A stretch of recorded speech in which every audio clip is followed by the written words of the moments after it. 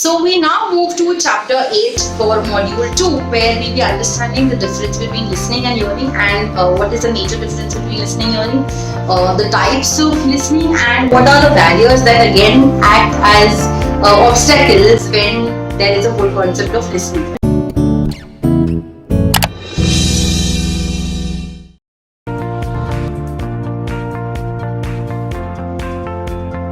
Now, in oral, we as per the research done, it is said that 75% of the communication that we have is in the form of oral communication. We talk to each other or a group of people throughout our day, and that's how 75% of the communication happens orally. Whereas only 25% of it happens in the written format. Okay, so much of emphasis is laid on the whole concept of listening. So listening is not just a regular process where kaan pe kuch gira and you are done with.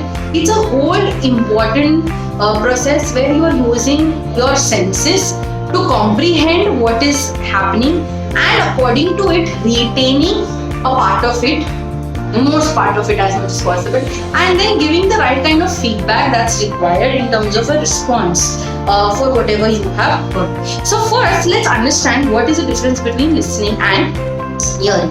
Now, listening, as I said, is a conscious effort where you are paying attention to what the speaker is saying, how he is saying.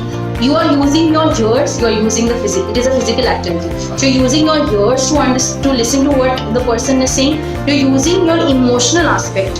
So it's an emotional activity and also an intellectual activity, because then using your mental power, your listening capacity and the knowledge that you had about it, you are able to respond to the speaker if asked for, right? So listening, we say, is a conscious activity, whereas hearing is not a conscious activity.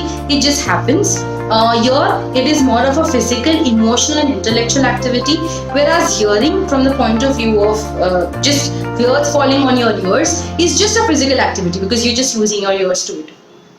We say listening is more active because when you're using these senses and a question is asked to you, only if you listen to it properly will you be able to comprehend, understand and reply to it. In hearing, you will not be able to do that. So it's more like a passive process, not an active process. Listening can become tiring. Why? Because you're really paying attention.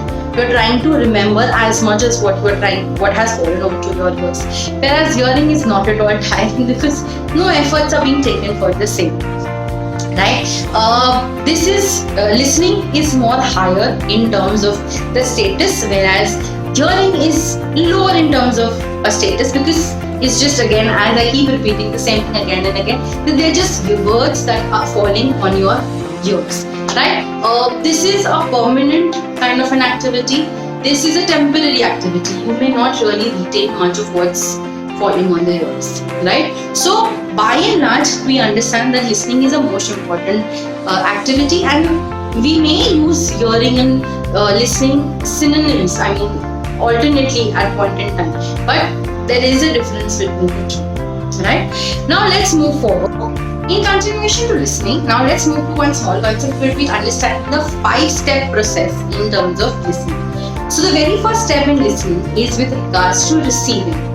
As a listener, I am first and foremost receiving certain sounds falling on my ears, and I am accepting it. I am paying attention to it and moving on to the second stage, which is the interpreting stage. I took those words that fell on my ears, and now I'm trying to make sense of what it means, right? So receiving would be, maybe I am listening to a lecture with regards to time management. Interpretation would be, okay, so these are the strategies I need to use to be able to manage my time effectively. Then we move to the third step, which is the restoring stage. Okay, whatever I have heard, how am I storing it in my brain so that after a few days, if at all there is an examination, or if at all there is a practical application of it, not maybe an examination perspective, the fourth stage, the evaluation stage, not necessarily an examination, but how I really can use these strategies given to me in this particular session and make the best of my time. So evaluation, so story से we move to evaluation कि हाँ ये चीज मैंने आज समझी है. 7 steps, maybe 7 strategies discuss की थी, उसमें से एक या दो मुझे याद है, तो मेरी retain capacity क्या है. And then evaluation parameters that when now I'm using these strategies that have been told to me in terms of evaluation, will this suit, will this match to what I am right now doing? They may have told me, hey, get up early in the morning at 5 in order to have the right time utilization. But I sleep late in the night. So am I able to work on that strategy, or will I have to rework? Will I have to make certain alterations in the strategy? So that's where the evaluation process takes place. And last, when we say that is a response that you give in regards to the same. कि evaluation कर लिया कि हाँ ये strategy के हिसाब से 5 बजे उठ के 10 बजे सो जाओ, but मैंने कैसे इसको समझा है मेरे response के हिसाब से. I have to start my day probably at 8 in the morning because I sleep late in the night. So whatever strategies, then they will be shifting as per my clock zone, right? So this is the 5-step process in terms of listening. Starts with receiving, interpreting, storing, evaluating, and then responding to it in the said way. Okay. Then we move to understanding the various types of listening. Okay, which are the various types of listening? It starts with you being an empathetic listener or empathetic listening, and the second one is sympathetic listening. So let's take the two of them together. In sympathetic listening, you are just being as a listening person or just being there to listen to the person who is depressed, upset, share his heart out and just give him a basic level of condolence कि ठीक है अच्छा हो जाएगा, you know, fine, and don't worry, everybody faces hard times in life. Whereas empathetic listening is implying, okay, or in a way giving the condolences because you yourself have gone through the same thing. It's like being in their shoes and giving them a way out of it, giving them your thoughts and opinions so that they are able to overcome that particular thing. Sympathetic listening, example perspective, we can say a friend of yours has failed in an examination because of the fact that he has lost his loved one, right? Anybody in the family has lost his loved one. So sympathetic listening, it's okay dear, happens, कोई नहीं, तू वापस से exam दे दे, अच्छे से सब हो जाएगा. And you're just there, you listen, or maybe you let the person rant out कि क्या यार, I lost my family also and I failed in my exam also and I don't think life is good enough anymore and I really feel like a failure, this that, and you just sympathetically tell me कुछ नहीं यार, होता है ऐसा life में, don't give up, this that, you are done. Empathetic listening is where you are really trying to, you really probably would have gone through the same kind of a situation and you tell me, I can understand what you're going through, rant out as much as you want, then let's sit together and solve this problem. Let's look at how now we can make you overcome this problem, how we can make you study for your MTKT exams and make sure that you pass through it. Okay, so you're really sitting there, being there for the person. So the first 2 types of listening are your empathetic listening and your sympathetic listening. Then comes the third kind of listening, which is known as fake listening. That is where the listener is just trying to pretend to listen to what you have to say and in a way kind of not really giving the right kind of responses to the speaker, not really letting the flow of communication go properly and breaking the way how the speaker tries to communicate with you. So that is known as fake listening. Then the fourth type of listening is the appreciative listening, where you are listening to them and you are nodding your head. That nodding is basically an appreciation in the form that okay, whatever you are saying, yeah, I agree with it, or maybe yeah, it makes sense. हाँ, ऐसा होना चाहिए, ऐसे हो सकता है. So that's where you say you understand your appreciative listening. Then comes your evaluative listening. Okay, now what is evaluative listening or critical listening is from the point of view of the person who is listening to is going to evaluate on what you have said. Example perspective could be a Viva voice examiner taking the Viva of a student or an interviewer listening to whatever question he is asked to the interviewee and listening to what he has to say and really making sense of it. That okay, मैंने उसको ये situation दिया and okay, this is how he is going to. So I think yeah, he fits the organization policies. He fits the culture of the organization. This is what he's going to do. And in the first example, when I talk of the Viva course, the examiner perspective, okay, ठीक है, उसको अपना content पता है, उसने जो project किया है, he knows that I can grade him good marks. So that's how evaluative or critical listening can take place. And the last one is selective listening. The selective listening concept is where you are only listening to what is a matter of concern for you. So they may be discussing throughout how stress management can take place, or I mean, you know, what is stress and how to manage stress in these stressful times. And maybe you are just interested to listen to how to manage stress at workplace. You're not interested with the other all aspects of it. So that's where you see that it can be discriminative because you are listening to only the content you are interested to, or selective listening, or we can also put the name as discriminative, selective, or content listening. So these are the major 6 types of listenings that we have heard: empathetic, sympathetic, appreciation, fake listening or wandering listening.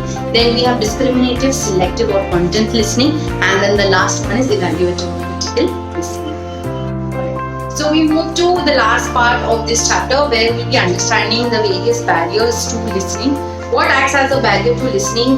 Very first one, as we know, or as we can really connect to, is the noise in the surrounding.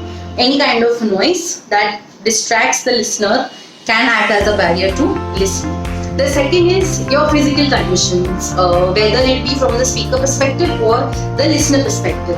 The speaker has some speech deficiency or a speech defect, and or the listener has some hearing defect, or at that point in time of the conversation that's happening or the speech that he's listening to, he may really be tired, exhausted from the day's work, may have a severe headache, or may not be, in terms of your health aspects, may have a heavy cough and cold.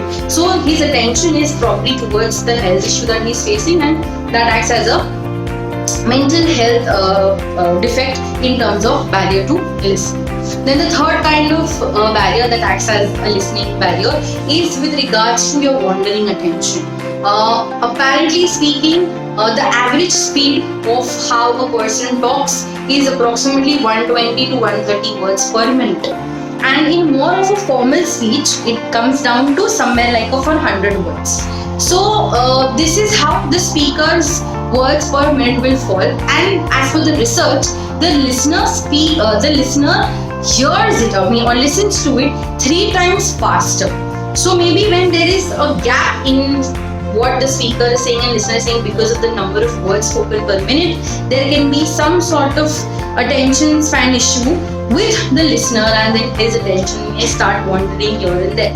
Okay? Or in the other parameter of it is to understand that maybe the speaker has said something that triggers a certain set of emotions in the listener. Okay, you're listening to some time management strategies, or like stress management issues, or how to deal with a broken heart. And listening to one of the ways to overcome it, you start connecting it with the issue that you have, and your attention goes to that particular topic altogether. So physically here, mentally not here. That's the best example, or that's the best way to understand wandering attention. Then the next kind of issue or barrier or a problem or an obstacle that can come in listening is with regards to having a certain amount of mental block or an emotional block, also known as deaf spots. Now certain people just dislike listening to ghost stories, supernatural stories, or they just hate when you talk about subjects with regards to history. They just don't find themselves comfortable with it. So if there are a group of people discussing it, they will just move out from it probably. If there is no optioning to move out, if they are in cramped spaces or they have to be there, they are not there, they are not listening to it. They are just letting the words fall on their heads. Right? So these are a few parameters, and from the point of view of listener, Now, two important parameters also come from the fact of how the speaker is when he is trying to communicate. That can act as a barrier. Can be in the terms of first his appearances. We always look up to, love listening to people who are really well dressed. Well dressed, good looking people attract us. Okay, especially when on a public forum, people look at how the person is dressed. If it's a formal occasion, wearing of blazers, maybe wearing of saris for girls, or wearing churidars or kurtas, pajamas that are decent enough, not very blingy, not very see-through, not very transparent. So your focus is with the speaker, the way his or her hair is made, how is his appearances in terms of the grooming skills. And one thing that people notice, the very first thing in the opposite, a stranger that they meet, is the kind of shoes the person wears. You know, that speaks volumes about a person. So if the person is wearing torn, messy, dirty, kind of flip-flop kind of chappals or slippers to speak on a certain major forums or podiums, or even if they say, for example, we go for interviews, the importance of grooming, dressing right makes a lot of difference. So they always wear formal shoes, wear close pair of shoes, you know, it gives a decent appearance. So when the speaker is not properly dressed in the right attire, that can lead to a barrier to communication. Means the listener may not really be interested because he's just put off by what he or she is seeing on in front of him. And the second can be with the way the speaker is communicating or connecting with the audiences. Is it like a rata speech that he is coming and giving, or is it like an interactive session? What is the tone that the person is speaking? What is the pitch? What is the language that the person is speaking in? Is the language the same language that the opposite person understands? Even if it's a two people communication, we understand English. I'm explaining this topic to you in English. If I was speaking to you in French, maybe, and if most of you wouldn't know French, would you be able to really understand what I'm trying to say? And then will it be listening or would it be hearing? So these are the barriers that come in terms of barriers to listening. What should be done to overcome these barriers, or the other way around question would be, what are the rules, regulations one needs to follow when they are in the process of listening? So always from the speaker perspective, make sure that you are speaking softly, not real soft in the fact that the opposite person can't hear you, but soft enough such that if it's a two people communication in confined spaces, it's audible enough for the opposite person. If you're speaking on a mic, don't shout on the mic, speak in a decent tone. Practice what you know. Get in the right kind of a subject that's going to interest the audiences. Make sure that your pronunciations are clear.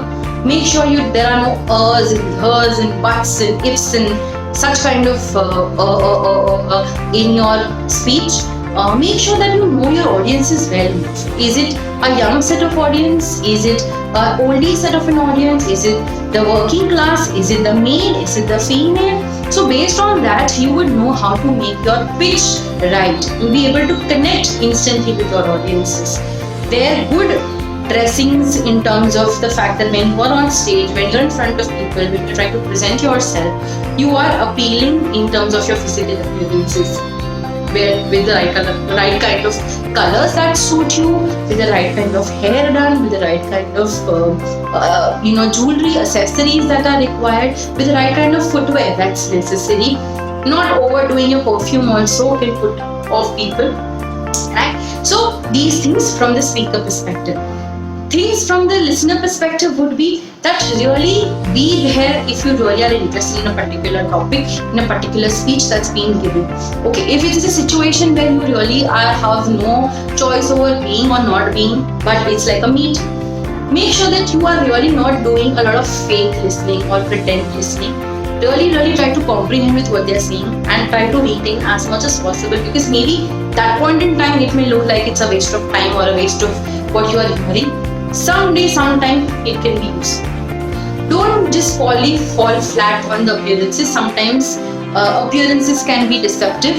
The person may look like he or she is not well dressed and may not know a lot of content, but eventually it's all here, and how it comes through the vocal parameters affects the way of listening. So when all these things can be taken into consideration both by the speaker and the listener, the process of listening will become all the more entertaining, all the more engaging, and will lead to the right kind of consequences. Will make the communication cycle a complete cycle, a proper sorted cycle.